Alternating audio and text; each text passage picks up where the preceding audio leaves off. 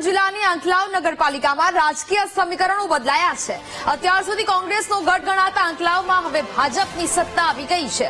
અપક્ષના 5 કાઉન્સિલરોએ ભાજપને ટેકો જાહેર કરીને કેસરિયા ધારણ કર્યો છે। આંકલાવ નગરપાલિકામાં વોર્ડ નંબર 4 ના મનુભાઈ રાઠોડ, વોર્ડ નંબર 3 ના 2 કાઉન્સિલર સિતાર બાનુ, સલીમા શાહ અને નારસંગરાજ, વોર્ડ નંબર 1 થી પણ 2 કાઉન્સિલર ગીતાબેન ચાવડા અને પ્રવીણભાઈ સોલંકી આણંદના ભાજપ કાર્યાલયમાં ભાજપમાં જોડાયા છે। સાંસદ મિતેશ પટેલે તમામને પાર્ટીમાં આવકાર્યા હતા। સાંસદ મિતેશ પટેલે કહ્યું કે આંકલાવ હવે કોંગ્રેસનો ગઢ રહ્યો નથી। ભારતીય જનતા પાર્ટીના નેતૃત્વ હેઠળ આંકલાવ નગરપાલિકાની જે બોડી બનશે તે વિકાસના કામો કરશે। ઉલ્લેખનીય છે કે આંકલાવ નગરપાલિકામાં 24માંથી 10 બેઠક ભાજપે જીતી હતી, જ્યારે અન્ય 4 અપક્ષ ઉમેદવારોએ જીત મેળવી હતી।